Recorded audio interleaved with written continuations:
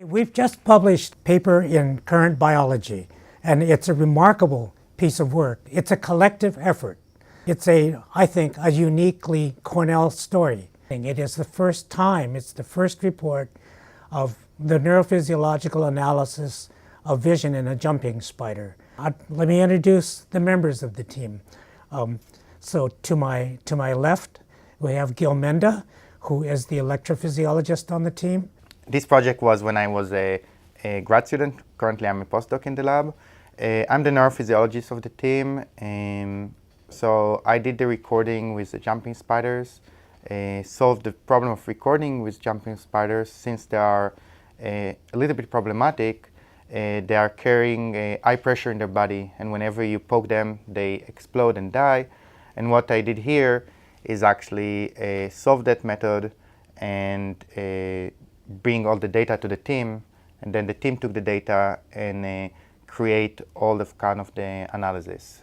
To my immediate right is James Golden, who is doing his PhD thesis is actually on humans. I'm a PhD student in the Department of Psychology. I joined the Hoy Lab a few years ago. I met Gil when he TA'd a neurophysiology course that I took. And when we started with the spiders, I was helping to build the movie stimuli that we use.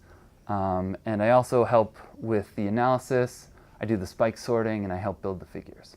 To James's right is Paul Shambo, who is doing his PhD jointly in my lab, and Rob Raguso, our chairman. I'm a PhD student here in neurobiology and behavior. I'm part of the Hoy Lab.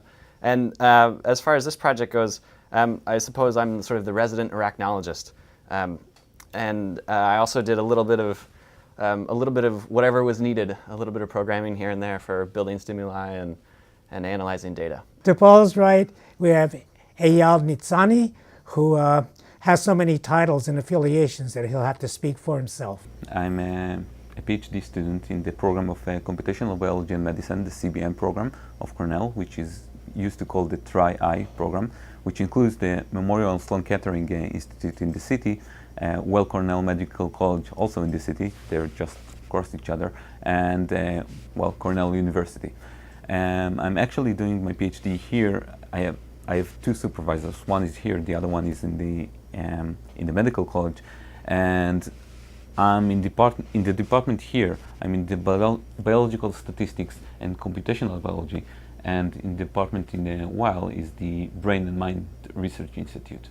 So my main contribution to this project was about the analytical stuff, statistics, and also we brought some very unique mathematical stimuli that help us expose something about the integration of different kinds of inputs. Let me show you some of the stimulus that we used in order to expose this very unique phenomena about the spiders. So here we have it here, and this is actually, most of you would probably look at this, and this is kind of a white noise. It's moving to the right and it's moving to the left, and then you see some other kinds of things.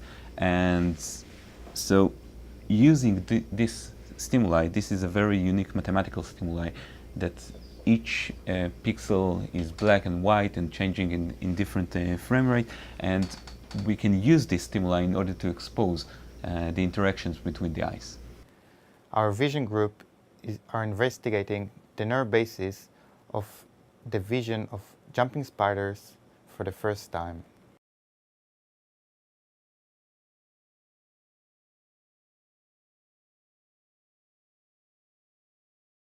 We are working with Philippus adex. This is a jumping spider that mainly in the northeast of the United States. So I put the spider in the refrigerator for a few minutes just to slow her down. Take the 3D holder that we have designed. Okay, once the holder is set like that, the next step is actually to wax the chelicera's. It's very crucial that there will be no movement artifact once we are recording. A template here, that holder, I can lock it here on the side with wax.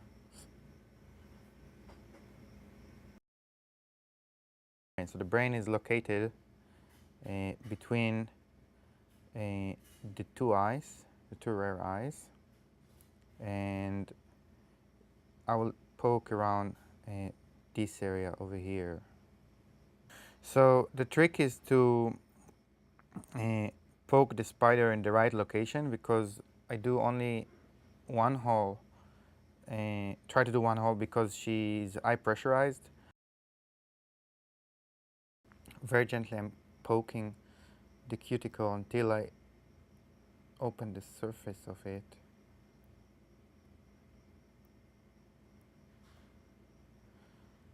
Since I really want to try to make a very, very small hole.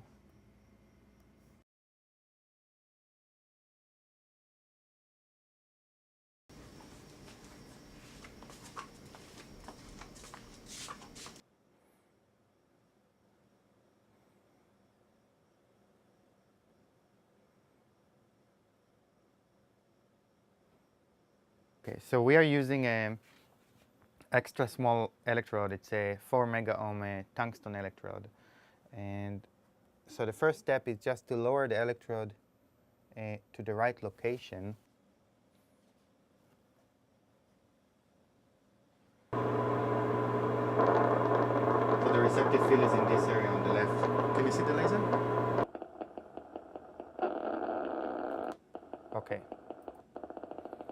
So what you can see on the screen is the appearance of the fly, and once the fly in the right location in the receptive field of the spider, and the spider recognizes it, you can hear this very, very strong response of these several units. So we can see here several classes of neurons that are responding to the appearance of the fly. Spiders are unique since they deserted the web in their evolution, and they actually use their eyes and food to hunt their prey. They have their big eyes, the median's eyes, resolution is almost as a human resolution, a little bit lower. But since in our eyes we have the motion and the acuity in one eye, the spiders just separate the motion to the lateral eyes and the eye acuity with a moving retina to the anterior median eyes. You've now seen how 4 very talented students who come from diverse backgrounds can pool their talents working as a team to crack one of the toughest problems in spider biology. Now, we've done so in jumping spiders, and of course, jumping spiders, if it's not obvious from what you've seen earlier, are very small. And it turns out that another group of scientists, or engineers and roboticists, are also interested in how very small animals do remarkable things. And these are roboticists or engineers. They are always looking for ways to miniaturize biosensors, and in this case, visual sensors.